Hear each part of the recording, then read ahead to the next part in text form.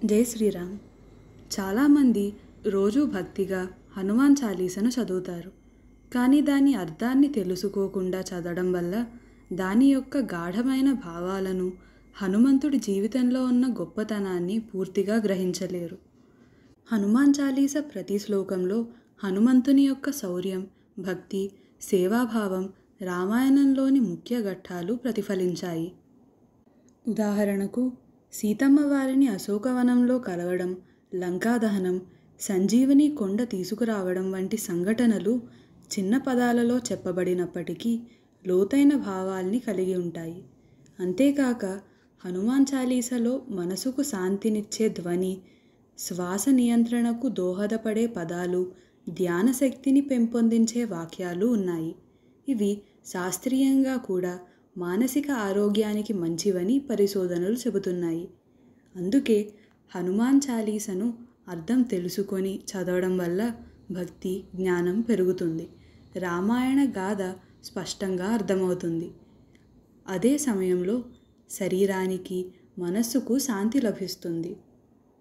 హనుమాన్ చాలీసా అవధి అనే హిందీ ఉపభాషలో గోస్వామి తులసీదాసు గారిచే రచించబడింది.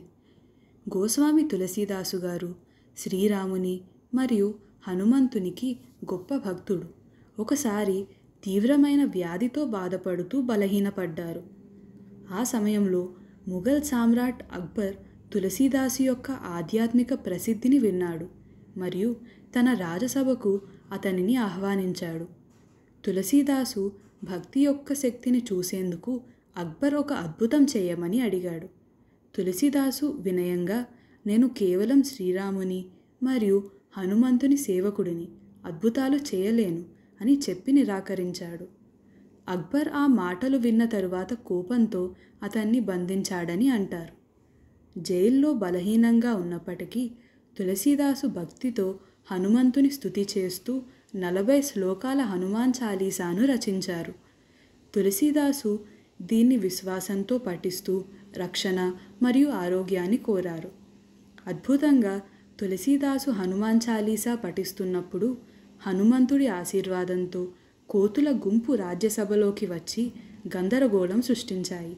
ఈ దృశ్యాన్ని చూసి అక్బర్ భయపడ్డాడు. తులసీదాసు గొప్ప దైవభక్తుడు అని అర్థం చేసుకొని అతన్ని కారాగారం నుంచి విడిపించి అతని భక్తిని గౌరవించాడు. దీని తరువాత తులసీదాసు ఆరోగ్యం మెరుగుపడింది మరియు హనుమాన్ చాలీసా ధైర్యం, రక్షణ మరియు కష్టాలను అధిగమించడానికి శక్తివంతమైన ప్రార్థనగా పేరు పొందినది. తులసీదాసు మరియు అక్బర్కు సంబంధించిన ఈ ఘటన 16వ శతాబ్దం చివరిలో, అంటే 1570 నుంచి 1585 మధ్య కాలంలో జరిగిందని భావిస్తారు. హనుమాన్ చాలీసా అర్థాన్ని నేర్చుకునే ప్రక్రియలో జగద్గురు శ్రీ రామభద్రాచార్యులు గారి గురించి కూడా తెలుసుకోవాలి. జగద్గురు రామభద్రాచార్యులు గారు ఉత్తరప్రదేశ్లోని 1950లో జన్మించారు. చిన్నతనంలోనే, అనగా 2 నెలల వయసులో చూపు కోల్పోయిన, 22 భాషలపై పట్టు కలిగి ఉన్న గొప్ప పండితులు. ఆయన రామానంద సంస్థానానికి జగద్గురువుగా 1988లో నియమితులయ్యారు. చిత్రకూట్లో తులసీపీఠం అనే మఠాన్ని స్థాపించారు. ఇది తులసీదాసు గారి పరంపరను కొనసాగించేందుకు అంకితమైన సంస్థ. దివ్యాంగుల కోసం విశ్వవిద్యాలయాన్ని కూడా స్థాపించారు. తులసీ మఠంలో పాత్ర. తులసీపీఠం ద్వారా రామచరితమానస్, హనుమాన్ చాలీసా వంటి గ్రంథాలను ప్రచురించడం, భక్తి సాహిత్యాన్ని అభివృద్ధి చేయడం జరుగుతుంది. తులసీదాసు గారి పరంపరను నేటి తరానికి అందించడంలో రామభద్రాచార్యులు గారు కీలక పాత్ర పోషించారు. అయోధ్య రామ మందిర్ కేసులో పాత్ర. 2003లో అయోధ్య కేసు విచారణలో ఆయన న్యాయస్థానానికి పాండిత్యంతో కూడిన మతపరమైన సాక్ష్యాలను సమర్పించారు. ఆయన వాల్మీకి రామాయణం, తులసీదాస్ రచనలు, పురాణాలు, ఉపనిషత్తులు యందు ఉన్న శ్లోకాలతో అయోధ్యయే రాముని జన్మస్థలము అని న్యాయస్థానానికి ఆధారాలు చూపించి వివరించారు. అక్కడే రాముని జన్మస్థలం అని చెప్పే గ్రంథ సాక్ష్యాలు ఆయన ఇచ్చారు. వారి సాక్ష్యంపై కోర్టు కూడా ఆధారపడింది. ఇది హిందువుల హక్కును నిలబెట్టేందుకు ఎంతో ఉపకరించింది. ప్రధానమంత్రి మోదీ గారు కూడా ఆయన పాత్రను ప్రశంసించారు. తులసీదాస్ గారి హనుమాన్ చాలీసాను అవధి భాషలో ఎంతో భక్తి శ్రద్ధలతో రచించారు. కాలక్రమేణా అది పుస్తక రూపంలో ప్రచురింపబడింది.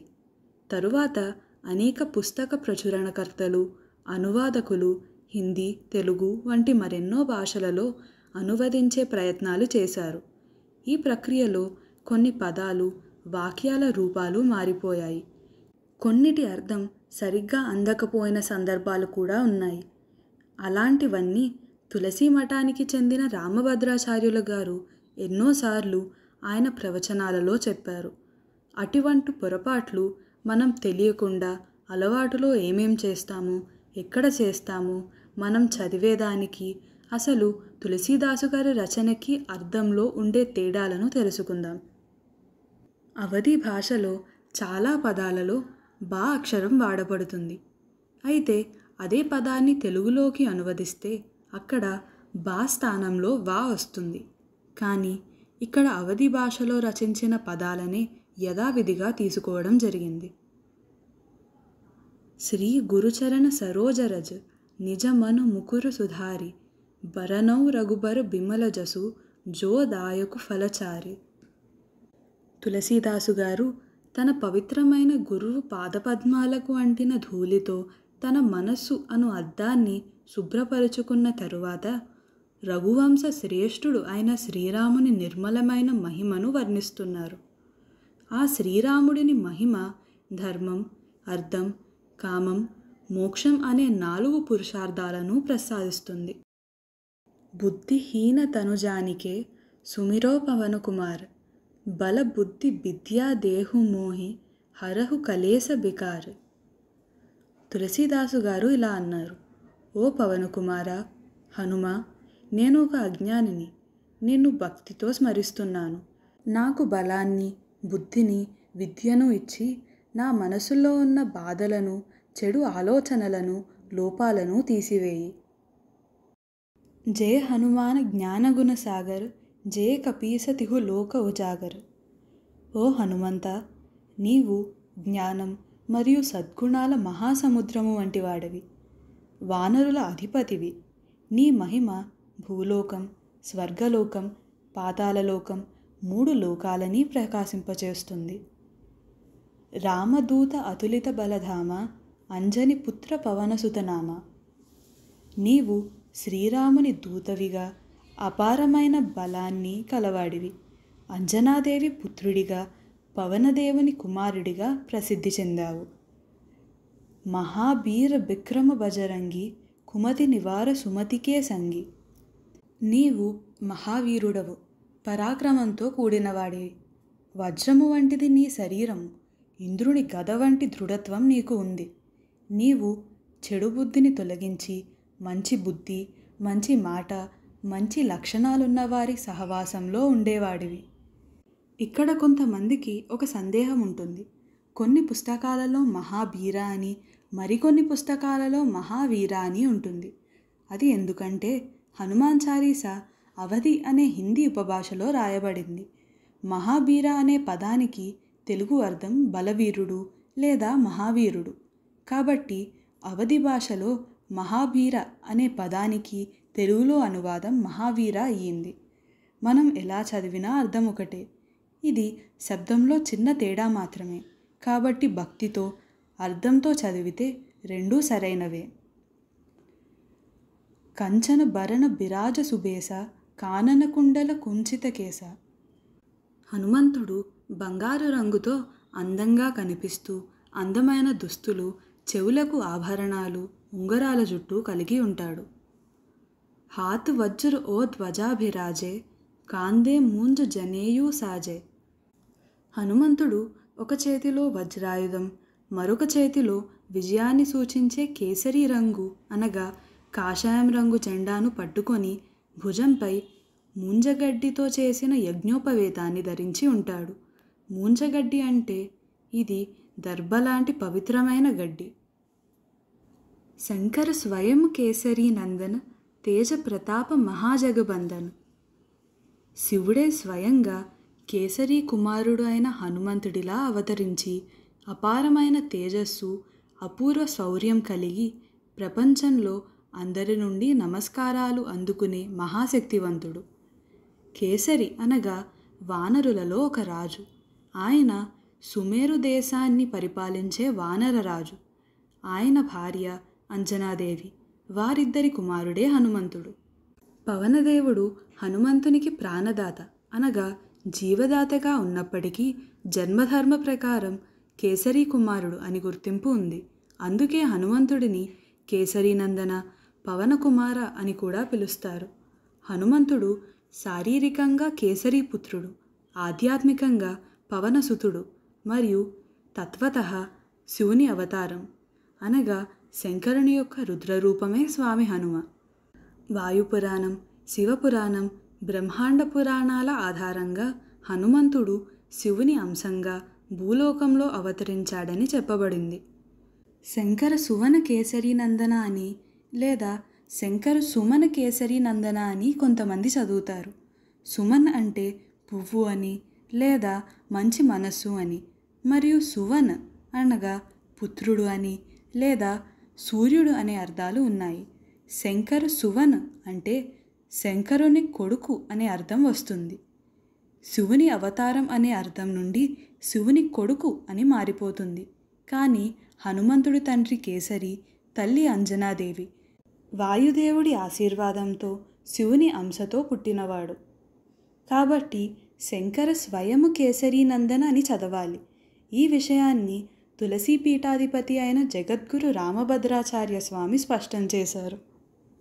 విద్యావాన గుణీయతి చాతుర రామకాజ కరిబేకో ఆతుర. హనుమంతుడు విద్యావంతుడు, మంచి గుణాలు కలవాడు, అత్యంత చాతుర్యశాలిగా ఉండాడు. ఆయన శ్రీరాముని పనులు చేయడానికి ఎప్పుడూ ఉత్సాహంగా ఉంటాడు. ప్రభు చరిత్ర సునిబే కోరసియా రామ లఖన సీతామనుబసియా. హనుమంతుడు శ్రీరాముని చరిత్ర వినుటకు ఎంతో ఆసక్తితో, భక్తితో, ఆనందంగా ఉంటాడు. అతడి హృదయం సీతారామ లక్ష్మణుల తత్వంతో నిండి ఉంటుంది. ఆయన మనస్సులో వారు ఎల్లప్పుడూ నివసిస్తారు. సూక్ష్మ రూపధరి సియహి దిఖావా, బికట రూపధరి లంక జరావా. హనుమంతుడు సూక్ష్మ రూపాన్ని ధరించి వినయంతో సీతాదేవి ఎదుట ప్రత్యక్షమయ్యాడు. ఆమెకు ఆత్మస్థైర్యం నింపుతూ శ్రీరాముని సందేశాన్ని అందించాడు. అనంతరం ఉగ్రరూపంలోకి మారి లంకను అగ్నితో కాల్చి రాక్షసులకు భయాన్ని కలిగించాడు. భీమరూపధరి అసుర సంహారే రామచంద్రికే కాజ సంవారే. హనుమంతుడు భయంకరమైన రూపాన్ని ధరించి రాక్షసులను సంహరించాడు. శ్రీరామ కార్యాన్ని విజయవంతంగా పూర్తి చేశాడు.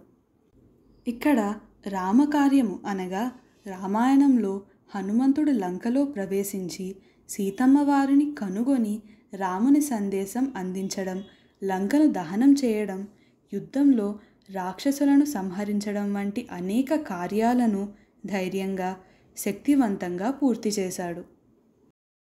లాయ సజీవన లఖన జియాయే శ్రీ రఘుబీర హరశివురలాయే. హనుమంతుడు సంజీవని అనే ప్రాణాలను పునరుద్ధరించే ఔషధాన్ని తీసుకొచ్చాడు. ఆ ఔషధంతో లక్ష్మణుడు మళ్ళీ ప్రాణం పొందాడు. దీన్ని చూసిన శ్రీరాముడు ఎంతో ఆనందంతో హనుమంతుడిని హృదయానికి హత్తుకున్నాడు.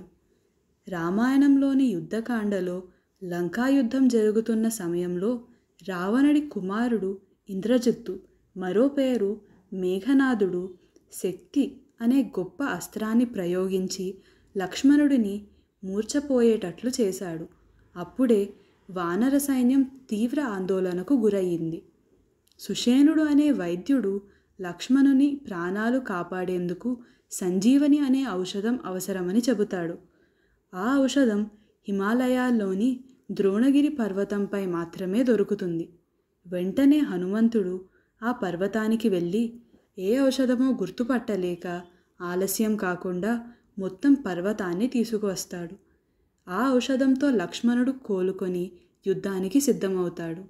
ఇది హనుమంతుని అపార శక్తి, చురుకుదనాన్ని మరియు రామభక్తికి చిహ్నంగా నిలిచిన గొప్ప ఘట్టం. దీన్ని చూసిన శ్రీరాముడు ఎంతో ఆనందంతో హనుమంతుడిని హృదయానికి హత్తుకున్నాడు. రఘుపతి కీన్హి బహుత్ బడాయి, తుమ మమ ప్రియ భరతహి సమభాయి. రాముడు హనుమంతుని ఎంతో గొప్పగా ప్రశంసించాడు. రామునికి అత్యంత ప్రియమైన తమ్ముడు అయిన భరతుడితో సమానంగా హనుమంతుడిని భావించాడు. ఇది హనుమంతుని భక్తి, నిస్వార్థ సేవ, చిత్తశుద్ధికి వచ్చిన ఫలితం. కొన్ని పుస్తకాలలో తుమ మమ ప్రియ భరతహి సమభాయి అని, మరికొన్ని పుస్తకాలలో కహా భరత సమ తుమ్హ ప్రియ భాయి అని కూడా ఉంటుంది. రెండింటి భావం ఒకటే అయినా తులసీదాసు గారు రచనలో మాత్రం తుమ్హ మమ ప్రియ భరతహి సమభాయి అనే ఉంటుంది. సహస బదన తుమ్హరో జసగావే, అసకహి శ్రీపతి కంఠ లగావే. హనుమంతుని మహిమను 1000 ముఖాలు ఉన్న దేవత గానం చేస్తాడని అంటారు.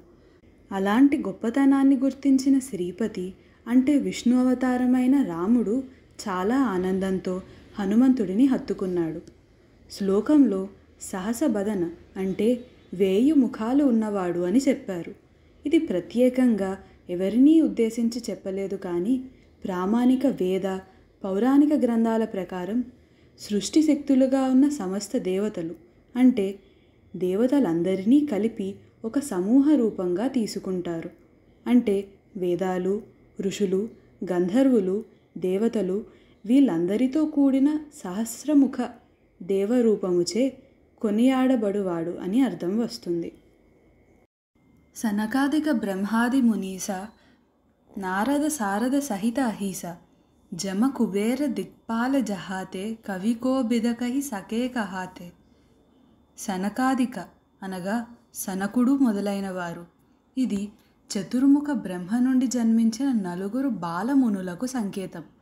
సనకుడు, సనందనుడు, సనాతనుడు, సనత్కుమారుడు. వీళ్ళు మహాత్ములు, యోగులు, జ్ఞాన మార్గంలో ఉన్నవారు. వీరు శాశ్వతంగా బాల్యస్థితిలో ఉండే తపస్సులు. బ్రహ్మాది, బ్రహ్మ మరియు ఇతరులు. బ్రహ్మతో పాటు ఇక్కడ ఇంద్రుడు, చంద్రుడు, వరుణుడు, అగ్ని, యముడు వంటి ఇతర లోకపాలకులందరినీ సూచించవచ్చు. మునీస అనగా మహామునులు. ఈస అంటే అధిపతి, కాబట్టి మునీస అనగా మునులలో ప్రముఖులు. వశిష్ఠుడు, వాల్మీకి, విశ్వామిత్రుడు, అత్రి, భరద్వాజ, గౌతమ మొదలైన సిద్ధమునులు.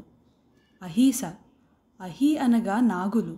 అహీస అంటే నాగరాజు అయిన ఆదిశేషుడు. విష్ణువుకు పీఠంగా ఉన్న పాము శాస్త్రాల ప్రకారం ఆయననే లక్ష్మణుడిగా అవతరించాడని చెప్పబడింది.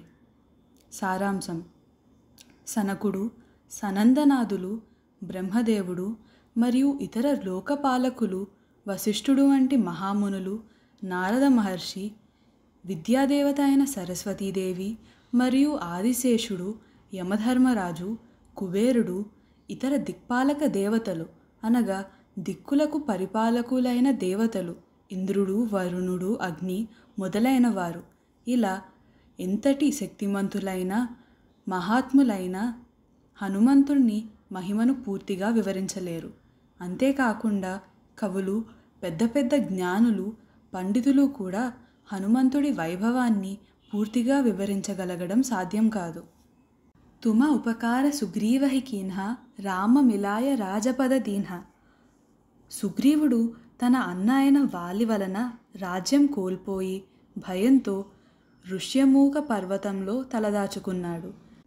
వాలి తనను చంపేస్తాడేమోనని అనుమానంతో ఎవరైనా అనుమానాస్పదంగా కనిపిస్తే జాగ్రత్తగా పరిశీలించాలని తన అనుచరులకు చెప్పాడు.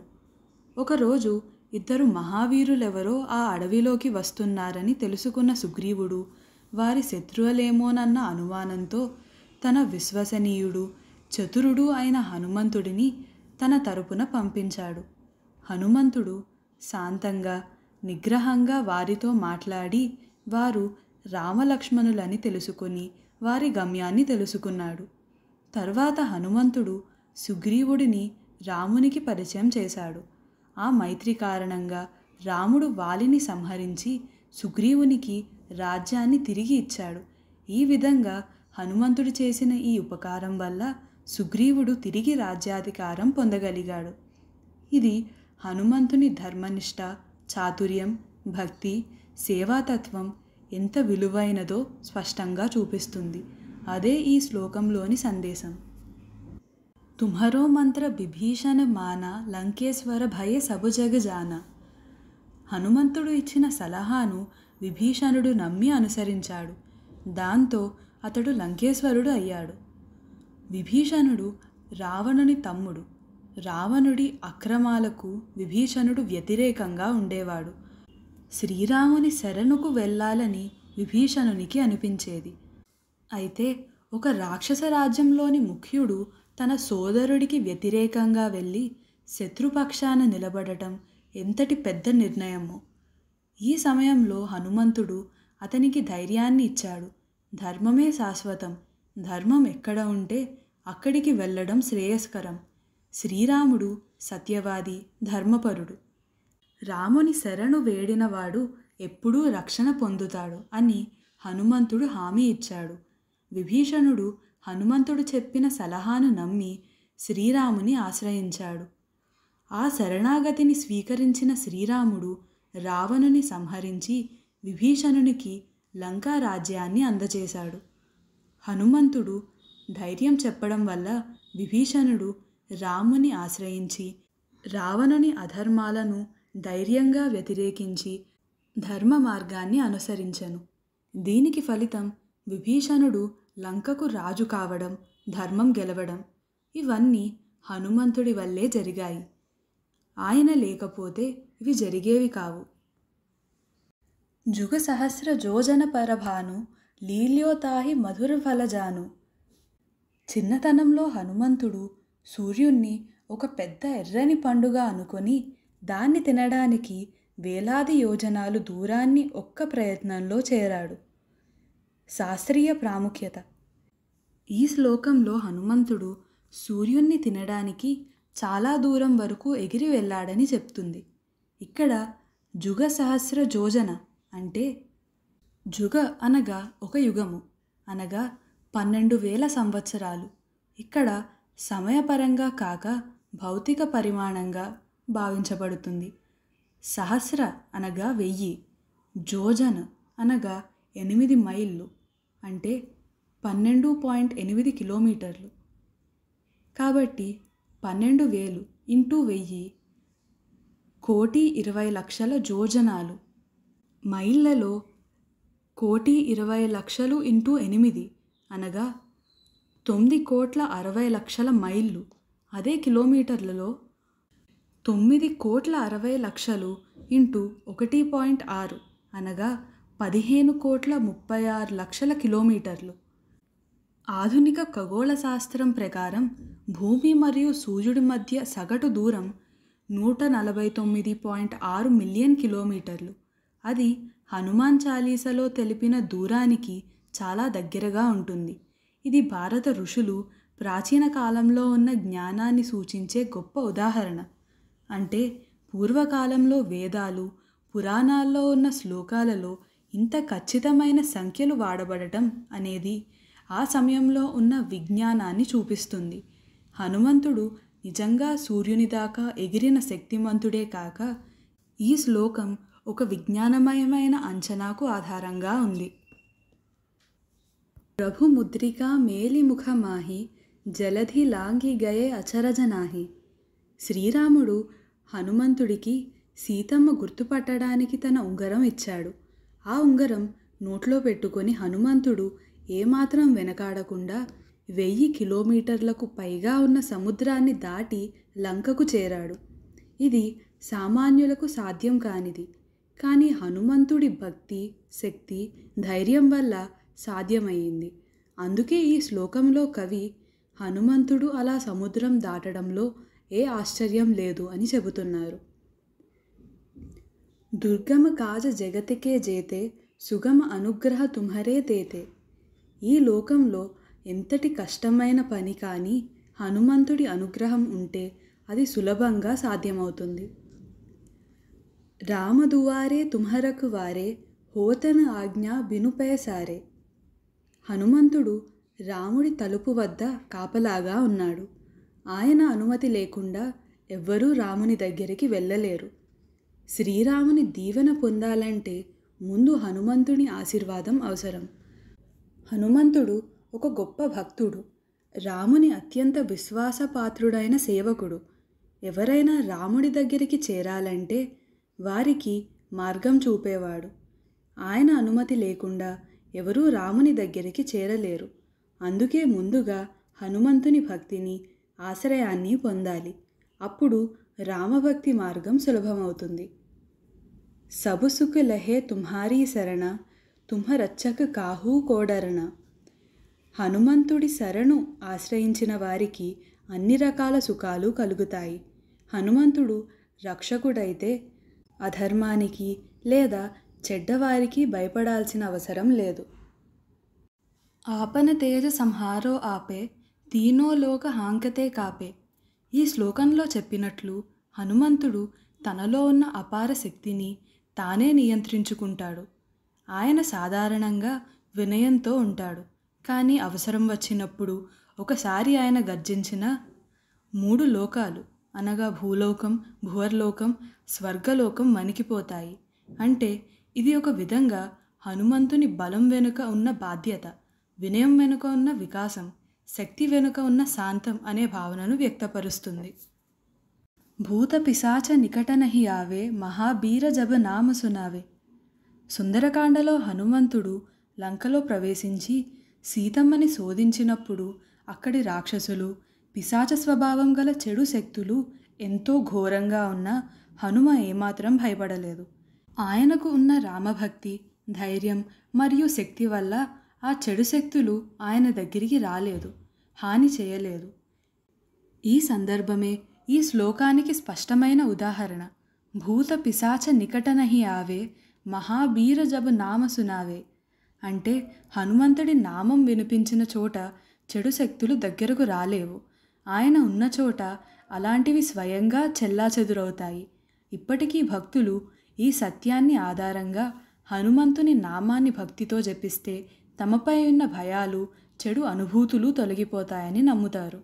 హనుమంతుడి పేరు భయాన్ని పారద్రోల్లే గొప్ప శక్తిగా భావించబడుతుంది. నాసై రోగ హరే సబు పీర, జపత నిరంతర హనుమత బీర. ఈ శ్లోకం హనుమంతుని నామస్మరణ వల్ల కలిగే శారీరక, మానసిక శాంతి గురించి చెబుతుంది. హనుమంతుడి శక్తి, ధైర్యం, శాంతి, ఆరోగ్యానికి చిహ్నంగా పరిగణించబడతాడు. హనుమంతుని పేరును ఎవరైతే నిరంతరం జపిస్తారో ఆయన నామస్మరణ వల్ల శరీర సంబంధిత రోగాలు, మనస్సులోని బాధలు, ఆందోళనలు, భయం, అసహనం వంటి బాధలు తొలగిపోతాయని నమ్ముతారు. ఈ శ్లోకం నమ్మకాన్ని, ధైర్యాన్ని కలిగిస్తుంది. అందుకే భక్తులు హనుమాన్ చాలీసాను రోజూ పఠిస్తారు. దీనివల్ల శరీరానికి ఆరోగ్యం, మనస్సుకు శాంతి, ఆత్మకు ధైర్యం కలుగుతాయని నమ్మకం ఉంది.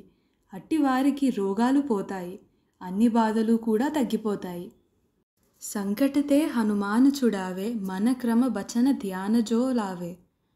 సీతమ్మ లంకలో చాలా దిగులుతో చింతిస్తున్నప్పుడు హనుమంతుడు అశోకవనంలో కనిపించి శ్రీరాముని ఉంగరం చూపించి తన మాటలతో సీతకు ధైర్యం చెప్పి రాముని రాక వార్తను తెలియజేస్తాడు. ఈ సమయంలో సీతమ్మ దిగులుతో ఉన్న పరిస్థితిలో హనుమంతుడు ధైర్యం చెప్పిన గొప్ప సందర్భాన్ని ఈ శ్లోకం సూచిస్తుంది. అనగా ఎవరు హనుమంతుడిని శ్రద్ధతో, భక్తితో, ధ్యానంతో జపిస్తారో ఆయన వారికి కష్టకాలంలో సహాయకుడై ఉంటాడు. ఇది కేవలం భౌతిక ఇబ్బందులు కాదు, మానసిక, ధర్మానికి సంబంధించిన సమస్యలకు వర్తిస్తుంది. సబుపర రామ రాయసిర తాజా, తినకే కాజ సకల తుమ సాజా. హనుమంతుడు రాముణ్ణి ఎంతో గొప్ప రాజుగా భావిస్తాడు. అలాంటి రాముని భక్తుల పనులన్నీ హనుమంతుడు స్వయంగా నెరవేరుస్తాడు. రామాయణ నేపథ్యంలో ఇక్కడ హనుమంతుడు భక్తికి, రాజధర్మ గౌరవానికి ఒక గొప్ప ఉదాహరణగా ఉంటుంది. అంటే రాముడు తపస్విగా అడవిలో ఉన్నప్పటికీ హనుమంతుడు ఎప్పుడూ రాముణ్ణి రాజుగానే పరిగణించాడు. హనుమకు రాముడు అరణ్యవాసంలో ఉన్న యోగి కాదు, ధర్మాన్ని పరిపాలించే చక్రవర్తి. దీనికి ఉదాహరణ సుందరకాండలో హనుమంతుడు లంకను దాటి సీతమ్మను దర్శించి ఆమెకు ధైర్యం చెప్పేటప్పుడు రాముడు ఓ పరాక్రమవంతుడు, రాజ్యాన్ని తిరిగి పొందగలవాడు అనే విశ్వాసంతో మాట్లాడుతాడు. తిరిగి రాగానే రామునికి జరిగిన ప్రతిదీ నివేదించి రావణుని గర్వాన్ని భగ్నం చేసేలా యుద్ధానికి ముందు సేనలలో ధైర్యం నింపుతాడు. ఈ స్థితిలో హనుమంతుడు రాముణ్ణి చక్రవర్తిగా చూసిన విధానం స్పష్టమవుతుంది. ఇక్కడ అందరికీ ఉండే ఒక ప్రశ్న, ఇక్కడ ఎందుకు రామ రాయశిర తాజా అని ఉంది, రామ తపస్వి రాజా ఎందుకు కాదు? దీనికి కారణం రామ తపస్వి రాజా అని అంటే రాముడు తపస్సు చేస్తున్న సాధువులా కనిపిస్తాడు. కానీ హనుమంతుడి దృష్టిలో రాముడు అలాంటి సాధువు మాత్రమే కాదు, హనుమంతునికి రాముడు అన్ని లోకాల పాలకుడు, ధర్మాన్ని రక్షించే చక్రవర్తి. రామ రాయశిర తాజా అంటే రాముడు కిరీటం ధరించిన ధర్మరాజుగా ఉన్నవాడని చెప్పడమే. ఇది హనుమంతుడి భక్తిని, రాముని రాజధర్మాన్ని రెండిటినీ కలిపి చూపుతుంది. కొంతమందికి రామ తపస్వి రాజా అన్న వాక్యం అలవాటుగా ఉండవచ్చు. అయితే ఇక్కడ వాడిన రామ రాయశిర తాజా అన్న మార్పు జగద్గురు శ్రీ రామభద్రాచార్యులు గారు తెలిపారు. రామ తపస్వి రాజా అన్నది ముద్రణ దోషమని స్పష్టం చేశారు. ఈ రూపంలో రాముడు తపస్సు చేసే సాధువుగా కాకుండా తలపై కిరీటం ధరించిన ధర్మాధిపతిగా, అంటే అన్ని లోకాలను పరిపాలించే మహారాజుగా హనుమంతుని దృష్టిలో ఎలా ఉన్నాడో అలా చెప్పారు. హనుమంతుని దృష్టిలో రాముడు ఎప్పటికీ రాజే. అది అరణ్యంలో ఉన్న పట్టాభిషేకం అయినా తేడా లేదు. అలాంటి రాజైన రాముని భక్తుల పనులన్నీ హనుమంతుడు ఎంతో నిశ్చలమైన భక్తితో చేస్తాడు. భక్తితో రాముని కార్యసిద్ధిని చేయగల శక్తివంతుడని ప్రతీక. और మనోరథ జో కోయి లావే సోయి అమిత జీవన ఫల పావే. హనుమంతుని భక్తితో ప్రార్థిస్తే ఏ కోరిక ఉన్నా ఆ కోరిక ఫలిస్తుంది. ఈ శ్లోకానికి చక్కటి ఉదాహరణ విభీషణుని కథ.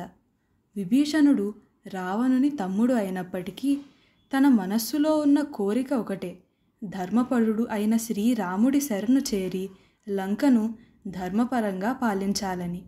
అతడి ఈ కోరికను హనుమంతుడు గమనించి రాముని వద్దకు తీసుకెళ్లాడు. రాముడు అతని శరణాగతిని అంగీకరించి యుద్ధానంతరం లంకేశ్వరుడిగా నియమించాడు. ఇలా హనుమంతుని వల్ల విభీషణుని కోరిక నెరవేరడమే కాక అతడికి రాజ్యం లభించింది. ఇది అమిత జీవన ఫలము అనే భావానికి ఒక చక్కటి ఉదాహరణ. చారో జుగ పరతాప తుమ్హారా హే పరసిద్ధ జగత ఉజియారా. హనుమంతుని మహిమ 4 యుగాల్లోనూ ప్రసిద్ధి చెందింది. ఇది ఈ శ్లోకంలోని ఉద్దేశం. హనుమంతుడు చిరంజీవి, అన్ని యుగాల్లో భక్తులకు సహాయం చేయువానిగా పూజింపబడతాడు. పురాణాల ప్రకారం హనుమంతుడు సత్యుగంలో ఉన్నాడని చెప్పడానికి ఆధారాలు. వాయుపురాణం. వాయుపురాణంలో హనుమంతుని జననాన్ని వివరిస్తూ ఆయనను వాయుపుత్రుడు అని చెబుతుంది. ఈ పురాణం ప్రకారం అంజనీదేవి అనే అప్సరస పునర్జన్మ తీసుకొని వాయుదేవుని ఆశీర్వాదంతో హనుమంతునికి జన్మనిచ్చింది. హనుమంతుడు సత్యుగంలోనే జన్మించి తన బాల్యాన్ని సత్యుగంలో గడిపాడని సూచనలు ఉన్నాయి. బ్రహ్మదేవుని ఆశీర్వాదంతో చిరంజీవిగా అయినాడు హనుమ. అందువల్ల ఆయన అన్ని యుగాలలో ఉంటాడు. బ్రహ్మాండ పురాణం. ఈ పురాణంలో హనుమంతుని జనన శక్తులపై ఎక్కువగా దృష్టి పెట్టబడింది.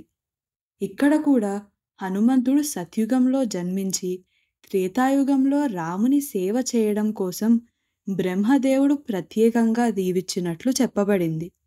ఆయనకు బ్రహ్మ, వాయుదేవుడు, శివుడు, వరుణుడు, అగ్నిదేవుడు మొదలైన దేవతలు అనేక శక్తులను ప్రసాదించారు. శివపురాణం. శివపురాణం ప్రకారం హనుమంతుడు శివుని అంశావతారం. సత్యుగంలో శివుని అంశంగా అంజనాదేవి గర్భంలో ప్రవేశించి హనుమంతునిగా అవతరించాడు. తులసీదాసు రచించిన రామచరితమానస్. చారోయుగ ప్రతాప తుంహారా అని దీనిలో స్పష్టంగా 4 యుగాలలోనూ హనుమంతుని ప్రతాపం ప్రసిద్ధి అని చెప్పబడింది. ఇది పునర్జన్మల హేతు కాక చిరంజీవిగా అన్ని యుగాల్లో భక్తుల రక్షణ కోసమని భావించవచ్చు. ఇది హనుమంతుడు సత్యుగంలో ఉన్నాడని చెప్పడానికి ఆధారాలు. మిగిలిన యుగాలలో అనగా త్రేతాయుగం, రామాయణ కాలం హనుమంతుని శ్రేష్టతాయుగం. ఇది హనుమంతుడి భక్తి, బలము, చాతుర్యము పరాకాష్ఠకు చేరిన యుగం. ఈ యుగంలో శ్రీరాముడు అవతరించగా హనుమంతుడు ఆయనకు అగ్రభక్తుడిగా నిలిచాడు. శ్రీరామునికి సహాయం చేసి సీతమ్మను శోధించి లంకాదహనం చేసి యుద్ధంలో కీలక పాత్ర పోషించాడు. ద్వాపరయుగం భీముడు హనుమంతుని ఘటన. వనవాసకాలం. పాండవులు వనవాసంలో ఉన్న సమయంలో ఒకరోజు భీముడు ఒక పర్వతాన్ని దాటి అడవిలోకి వెళ్తున్నాడు. అతని గమ్యం సుగంధిక పుష్పాలు తేవడం. ద్రౌపదికి అందించేందుకు ఆ పుష్పాలను తెచ్చేందుకు భీముడు ఒక్కడే ప్రయాణమయ్యాడు. అతని దారిలో ఒక విశాలమైన వానరుడు అనగా కపి పడుకొని ఉన్నాడు. అతని తోక దారిని అడ్డగించి ఉంది. భీముడు ఆ వానరుడిని, "ఓ వానరా, నీ తోకను తొలగించు, నేను ముందుకి పోవాలి" అని అన్నాడు. వానరుడు, "నాకు బలం లేదు భీమా, నీవే నా తోకను పక్కకి నెట్టి వెళ్ళు" అని అన్నాడు. భీముడు అతని తోకను తొలగించేందుకు ఎంత ప్రయత్నించినా కదిలించలేకపోయాడు. ఈ సంఘటన భీముడిలో ఉన్న గర్వాన్ని తుడిచిపెట్టింది. తాను ఎదుర్కొన్న వృద్ధ వానరుడు ఇంకెవరో కాదు, ఆంజనేయుడు అనే సంగతిని చివరికి తెలుసుకుంటాడు. హనుమంతుడు భీముడికి ధైర్యానికి తోడుగా వినయం కూడా అవసరం అని ఈ సంఘటన ద్వారా నిరూపించాడు. ఇది భీముడి మనోభావాలలో మార్పుని తెచ్చింది.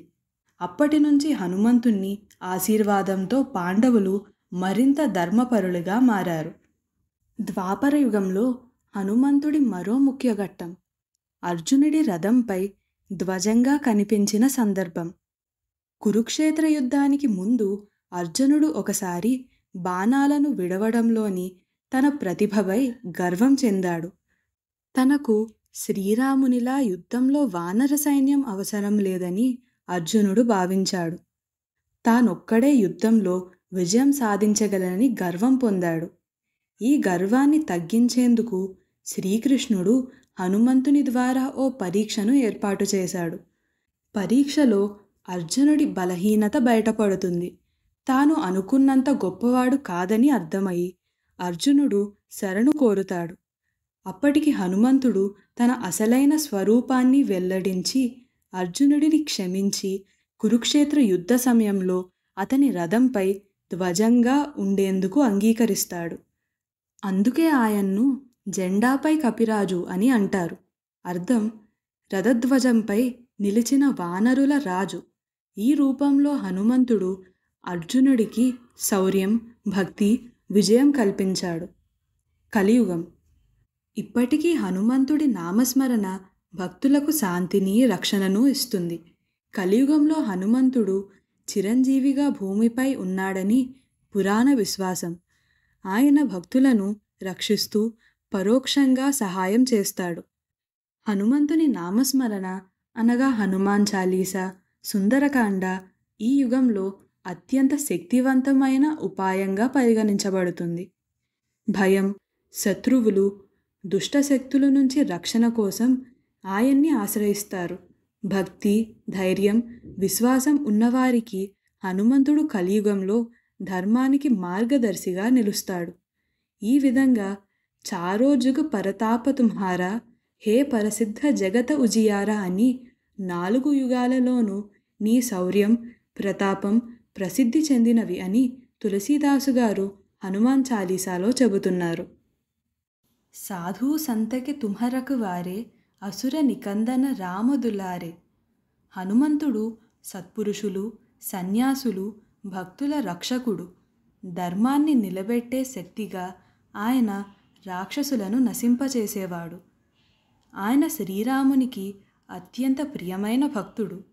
రామాయణంలో హనుమంతుడు సద్భక్తురాలైన శబరి కోసం రామునికి మార్గం చూపాడు. సుగ్రీవుడికి రక్షణ కలిగించడానికి రాముని పరిచయం చేశాడు. అలాగే లంకలో రావణుడి కుమారుడు అక్షకుమారుని సంహరించి లంకా దహనం చేశాడు. ఈ కార్యాలు ఆయన ధర్మరక్షకునిగా ఉన్నత స్థాయిలో నిలబడిన దృక్పథాన్ని సూచిస్తాయి. హనుమంతుని ఆశ్రయించిన వారిని ఆయనే కాపాడతాడు అని ఈ శ్లోకం ద్వారా మనం అర్థం చేసుకోవాలి. అష్టసిద్ధి నౌ నిధికే దాత అసబరి దీన జానకీ మాత. హనుమంతుడు 8 శక్తులు అనగా అష్టసిద్ధులు మరియు 9 రకాల సంపదలు నవనిధులు అందించగల శక్తివంతుడు. సీతాదేవి హనుమంతుడు చేసిన అపూర్వమైన రామకార్యానికి కృతజ్ఞతగా హనుమంతునికి ఇచ్చిన ఆశీర్వాదం, నీ శౌర్యం, శక్తులు, బుద్ధి, భక్తి చిరకాలం నిలవాలి.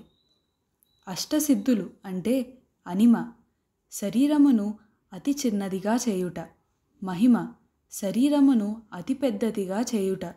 గరిమ, శరీరము బరువు విపరీతముగా పెంచుట. లఘిమ, శరీరమును అతి తేలికగా చేయుట. ప్రాప్తి, కావలసిన వస్తువులు పొందుట. ప్రాకామ్యం, కావలసిన భోగము అనుభవించుట. ఈ సత్వం, ఎవరిపైనైనా దేనిపైనైనా అధికారము పొందుట. వశీత్వం, అన్ని భూతములను లోబరచుకొనుట. నవనిధులు అంటే మహాపద్మ, గొప్ప సంపద. పద్మ, బంగారు సంపద. శంఖ, ధన సంపద. మకరం, రత్నాల సంపద. కచ్చపం, ఆహార పదార్థాల సంపద. ముఖందం, ధాన్యం సంపద. నీలం, వస్త్రాల సంపద. కర్వం, పశువుల సంపద. నందకం, భూమి సంపద. ఈ 9 దివ్య ఐశ్వర్య సంపదలు ఇవి కుబేరునికి సంబంధించినవి. హనుమంతుడు వాయుపుత్రుడిగా, శివాంశ సంభూతుడిగా జన్మతోనే మహాశక్తివంతుడు. లంకకు వెళ్ళే సమయంలో ఆయన అనిమ, మహిమ, లఘిమ ఇంకా మరెన్నో శక్తులను ఉపయోగించాడు. అంటే ఆ శక్తులు ఆయనకు సహజంగానే ఉన్నాయి. కానీ ఆ శక్తులు ఆత్మబలం, ప్రకృతి స్వభావం వల్ల కలిగినవే. హనుమంతుడు సముద్రాన్ని దాటి లంకకు వెళ్తున్న సమయంలో సముద్ర మధ్యలో సింహిక అనే శక్తివంతమైన రాక్షసి ప్రత్యక్షమవుతుంది. ఈ రాక్షసికి ఒక ప్రత్యేక శక్తి ఉంది. ప్రయాణికుల నీడను పట్టుకొని వారిని తన వద్దకు లాగి వారిని తినేసేది. ఈ ఘట్టం ముఖ్యంగా తులసీదాస రామచరితమానస్లో సుందరకాండలో ఉంది. నేకి నీడ తానిహి లీన తాతే బల సంబరనహీన. ఆమె హనుమంతుడి నీడను పట్టుకొని అతన్ని తన వైపు లాగింది. హనుమంతుడు వెంటనే తనలో ఉన్న అనిమ చిన్నదవ్వడం, మహిమ పెద్దదవ్వడం, లఘిమ తేలికగా మారడం వంటి అష్టసిద్ధులను ప్రయోగించి తీవ్ర బలంతో ఆమెను అక్కడే చీల్చి సంహరించాడు. ఆ తరువాత హనుమంతుడు లంకకు వెళ్ళి సీతాదేవిని కలిసినప్పుడు సీతాదేవి హనుమకు శౌర్యం, శక్తులు, బుద్ధి, భక్తి చిరకాలం నిలవాలి అని వరాన్ని ప్రసాదించింది. రామ రసాయన తుమ్హరే పాస సాదరు హో రఘుపతికే దాస. ఈ శ్లోకం హనుమంతుడి ఆంతర్యాన్ని అంటే రామునిపై ఉన్న శుద్ధ పరిపూర్ణ సాత్విక భక్తిని గూర్చి చెబుతుంది. తులసీదాసు, రాముని భక్తి అనే అమృతమంతా నీ వద్ద ఉంది. నీకు ఈ భక్తి ఒక సాధారణ భావం కాదు. నీవు రఘుపతి సేవకుడిగా ఎంతో గౌరవంతో ఆదరంగా ఉన్నావు అని ఈ శ్లోకంలో చెబుతున్నారు. ఇక్కడ చాలామంది సదారహో అని చదువుతారు, కానీ అది సాదర రహో. దానికి కారణం సదా అంటే ఎప్పుడు, ఇది కాలానికి పరిమితం. కానీ భక్తి అన్నది కాలానికి అతీతం, అది గుణమూలం. కావున సదారహో అంటే ఎప్పుడూ రఘుపతి సేవలో ఉండు, ఇది ఒక స్థితి మాత్రమే. కానీ సాదరుహో అంటే మనసును సూచిస్తుంది, భక్తితో గౌరవంతో రఘుపతిని సేవించు అని. అందుకని సాదరుహో రఘుపతికే దాస అని చదవాలి. తుమ్హరే భజన రామకో పావే, జన్మ జన్మకే దుఃఖబిసరావే. హనుమంతుడిని భక్తిగా ఆరాధించే వారికి రాముని అనుగ్రహం కూడా లభిస్తుంది. వారు అనేక జన్మల నుంచి తరతరాలుగా అనుభవిస్తున్న దుఃఖాలు తొలగిపోతాయి. మనం హనుమంతుని భక్తితో పూజించినప్పుడు ఆయన మనకు రాముని భక్తి, సేవ, నామస్మరణకు, ధర్మానికి కూడా మార్గం చూపుతాడు. అంతకాల రఘుబరపుర జాయి, జహా జన్మ హరి భక్త కహాయి. ఈ శ్లోకం హనుమంతుడి ఉత్కృష్టమైన భక్తి మార్గాన్ని తెలియజేస్తుంది. హనుమంతుని పూజించడం వల్ల మన జీవితానికి కలిగే ఆధ్యాత్మిక ప్రయోజనాన్ని వివరిస్తుంది. హనుమంతునిపై భక్తి కలిగి ఉన్నవాడు చివరికి ఈ లోకాన్ని విడిచే సమయాన రఘునాథుని స్వధామానికి అంటే అయోధ్యకు లేదా పరమధామమైన రాముడి లోకానికి చేరతాడు. తిరిగి పుట్టినా కూడా సామాన్య జన్మ కాదు, ఆ వ్యక్తి హరిభక్తుడిగానే పుట్టి అదే ధర్మ మార్గంలో జీవిస్తాడు. ఈ శ్లోకం హనుమంతుడి భక్తిని కేవలం ఈ జన్మకే పరిమితం కాకుండా జన్మల పరివర్తనల మధ్య కూడా స్థిరంగా నిలిచే దైవ మార్గంగా పేర్కొంటుంది.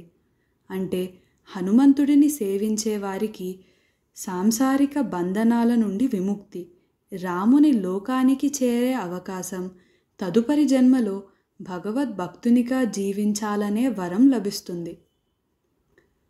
और देवता चित्तन धरई, హనుమత సేయి సర్వసుఖకరయి. మనం హనుమంతుడిని భజిస్తే చాలు, ఆయన ద్వారా రాముని అనుగ్రహం, ఆయన ద్వారా ధైర్యం, ఆరోగ్యం, విజయం, అన్ని లౌకిక అలౌకిక సుఖాలు లభిస్తాయి. దీని అర్థం ఇతర దేవతలను అంగీకరించవద్దు అని కాదు, కానీ అనేక దేవతల మధ్య అయోమయంగా తిరగకుండా ఒకే భక్తి మార్గం ద్వారా పరమార్థాన్ని పొందవచ్చని చెప్పడమే ఉద్దేశం. సంకట కటై మిటై సబు పీరా, జో సుమిరే హనుమత్ బలబీరా. ఈ శ్లోకం హనుమంతుడి నామస్మరణ శక్తిని గూర్చి చెబుతుంది. ఇది కేవలం భక్తితో పఠించడం మాత్రమే కాదు, ఆయన బలాన్ని, ధైర్యాన్ని మనసారా స్మరించడం వల్ల కలిగే ఫలితాన్ని వివరిస్తుంది. హనుమంతుడు బలంలో, బుద్ధిలో, వీరత్వంలో చాలా గొప్పవాడు. భక్తుల కష్టాలను తొలగించేవాడు, ఆపదలను తుడిచేగల పరాశక్తి. కష్ట సమయంలో హనుమంతుడిని శ్రద్ధగా స్మరిస్తే ఆయన మన బాధలు తొలగించి మనకు బలం ఇస్తాడు. జయ జయ జయ హనుమాన్ గోసాయి, కృపాకరహు గురు దేవకీ నాయి. హనుమంతుని మనం మన గురువుగా భావించాలి. రామకార్యంలో తన సేవతో, నిర్భయంగా, జ్ఞానంతో, వినయంతో హనుమంతుడు ఒక ఆదర్శ గురువు లాంటి స్థాయికి చేరుకున్నాడు. శ్రీరాముడు సైతం అతని ధైర్యాన్ని, చాకచక్యాన్ని చూసి ఆశ్చర్యపడ్డాడు. సీతాదేవిని కనుగొనడం, ఆమె క్షేమ సమాచారం తెలియజేయడం, లంక దహనం, రావణుని హెచ్చరించటం, ఇవన్నీ అతని సేవా తపస్సును చూపుతాయి. భగవద్గీతలో శ్రీకృష్ణుడు అర్జునునికి గురువుగా మారినట్లే ఇక్కడ హనుమంతుడు కూడా భక్తుల మనోభ్రాంతులను తొలగించే జ్ఞానదాత, మార్గదర్శిగా నిలుస్తాడు. యహ శతబార్ పాఠకర జోయి, చూటహి బంది మహాసుఖ హోయి. ఎవరైతే హనుమాన్ చాలీసాని 100 సార్లు పారాయణ చేస్తారో వారికి సమస్యల నుండి విముక్తి లభించి మహాసుఖం కలుగుతుంది. యహ శతబార్ పాఠకర జోయిని చాలామంది జో శతబార్ పాఠకర కోయి అని చదువుతారు. యహ శతబార్ పాఠకర జోయి అనే వాక్యంలో యహ అనగా ఇది అనే పదం వాక్యాన్ని ప్రారంభిస్తుంది. తద్వారా ప్రధానంగా హనుమాన్ చాలీసా పఠనమే ముఖ్యాంశమని తులసీదాసు గారు స్పష్టంగా వ్యక్తపరిచారు. అనగా ఈ శ్లోకానికి భక్తికి పారాయణకి ప్రాధాన్యం ఇచ్చారు. జో సతబార్ పాఠకర కోయి అనే వాక్యంలో జో అనే పదం వాక్య ప్రారంభంలో వస్తుంది. జో అనగా ఎవరైతే అని అర్థం. ఈ పదంతో వాక్యం మొదలవ్వడం వల్ల దృష్టి వాక్యానికి కర్తైన వ్యక్తిపై మల్లుతుంది. అప్పుడు అర్థం ఎవరైతే 100 సార్లు పారాయణ చేస్తారో అని వస్తుంది. కాబట్టి మనకన్నా హనుమాన్ చాలీసాకి ప్రాముఖ్యత ఇస్తూ యహ శతబార్ పాఠకర జోయి అనే రూపంలో చదవాలని జగద్గురు శ్రీ రామభద్రాచార్యులు గారు తెలిపారు. జో యహ పడే హనుమాన్ చాలీసా హోయ సిద్ధి సాఖీ గౌరీసా. ఈ హనుమాన్ చాలీసాను భక్తితో చదివిన వారికి కష్టాలు తొలగి సంకల్పాలు నెరవేరుతాయి. దీనికి స్వయంగా పార్వతీదేవి యొక్క పతి అంటే ఆ మహాశివుడే సాక్షి అని తులసీదాసు గారు ఈ శ్లోకంలో చెబుతున్నారు. ఎందుకంటే హనుమంతుడు ఆ శివుని అంశమే. తులసీదాసు సదాహరి చేరా కీజయనాథ హృదయ మహడేరా. ఈ శ్లోకంలో తులసీదాసు గారు తాను ఎప్పటికీ శ్రీహరికి అంటే రామునికి సేవకుడిగా ఉండాలని కోరుకుంటున్నారు. తరువాత భగవంతుని ప్రార్థిస్తూ రామ నా హృదయంలో ఎల్లప్పుడూ నివసించు అని వినమ్రంగా అడుగుతున్నారు. ఈ విధంగా ఆయన హనుమాన్ చాలీసాను భక్తి నమ్రతతో ముగించారు. పవనతనయ సంకటహరణ మంగళమూరతి రూప్ రామలఖన సీతా సహిత హృదయ బసహు సురభూప్. ఓ వాయుపుత్ర హనుమంత, నీవు కష్టాలను తొలగించేవాడవు, శుభాన్ని ప్రసాదించేవాడవు. రాముడు లక్ష్మణుడు సీతమ్మతో కలిసి నా హృదయంలో స్థిరంగా నివసించు అని ఈ శ్లోకం ద్వారా భక్తుడు అయిన తులసీదాసు ప్రార్థిస్తున్నారు. ఇది హనుమాన్ చాలీసాకు చివరిగా జత చేసే చిన్న ప్రార్థన.